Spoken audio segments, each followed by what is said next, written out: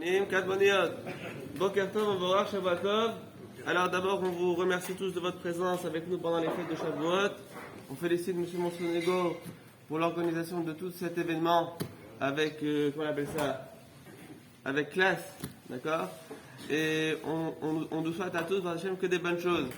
Alors à Shavuot, c'est le Shavuot d'après la Torah. Shavuot a été donné le jour du Shabbat. Alors c'est vrai qu'il y a une discussion à savoir est-ce que le nom de la Torah c'était le 6 Sivan ou le 7 Sivan.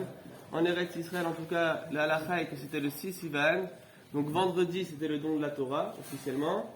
Mais si on veut en diaspora, on a reçu la Torah aussi le 7 Sivan, comme nos ancêtres, le jour du don de la Torah. Maintenant, le dimanche, qu'est-ce qu'on dit?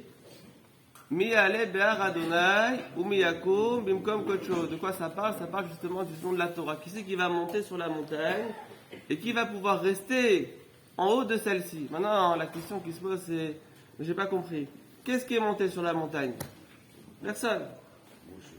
Pourquoi? Akadosh Baruch Hu, il a dit au peuple, vous allez être en dessous de la montagne, au bas du mont Sinaï, au pied du mont Sinaï, et personne ne doit franchir celui-ci, ne monter, et même ne pas le toucher. Alors comment on dit, qui c'est qui va pouvoir monter sur cette montagne, sur le mont Sinaï, et qui va pouvoir y rester? Alors lorsqu'on fait attention dans les psukim, Akadosh Baruch Hu, il dit à Moshe Rabbeinu, tu vas descendre, et tu vas faire remonter avec toi Aaron à Cohen, les Kohanim, et le peuple il va rester en bas. Et Moshe il descend pour rappeler Aaron à monter avec lui, ainsi que les Kohanim. Et qu'est-ce qui se passe dès qu'il descend de la montagne? Hachem il parle et il dit les 10 commandements aux enfants d'Israël. Maintenant ça veut dire quoi? Kadosh Baruch Hu, il est intéressé à ce que Moshe, Aaron et les Kohanim ils soient présents sur la montagne, ils puissent monter, ou bien il veut qu'ils restent en bas. Alors ils disent les commentateurs qu'en fait il n'y a pas de paradoxe ici. En fait, Moshe, Aaron et les Kohanim, ils avaient le droit de monter chacun sur la montagne en fonction de sa capacité, de sa préparation à la névoie, à la prophétie de voir Akadosh Baruch Hu face à face et de recevoir le don de la Torah.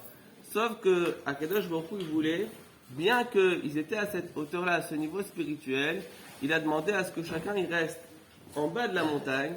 Pourquoi? Pour qu'on puisse tous avoir le même ressenti, qu'on puisse tous être le peuple d'Israël sans aucune distinction qui a reçu la Torah de la bouche de Akadosh Baruch Hu. Mais c'est vrai que lorsque les enfants d'Israël ils ont reçu la Torah, chacun a reçu la Torah en fonction de ses capacités spirituelles. C'est la raison pour laquelle, lorsque tout le peuple d'Israël, leur âme les a quittés lorsqu'ils ont entendu les 2 premiers commandements, il y en a un qui ne s'est pas évanoui. Qui c'était? Moshe Rabbeinu.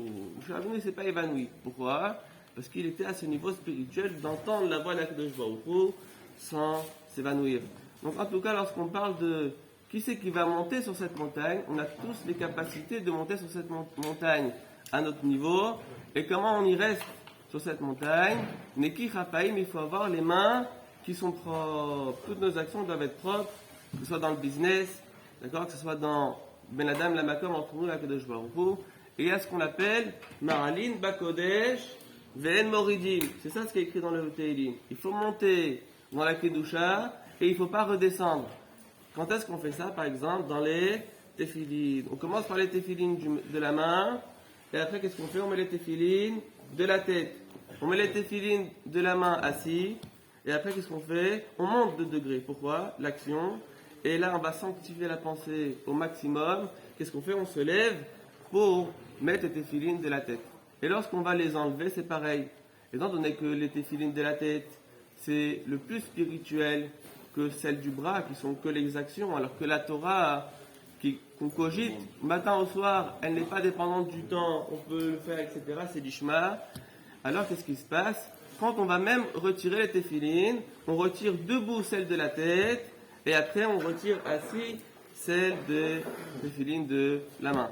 Ça, c'est l'idée de ce qui se passe à Shavuot, le Teilim du dimanche qui est lié à cette Kabbalat Torah, Chazakim Uvochim.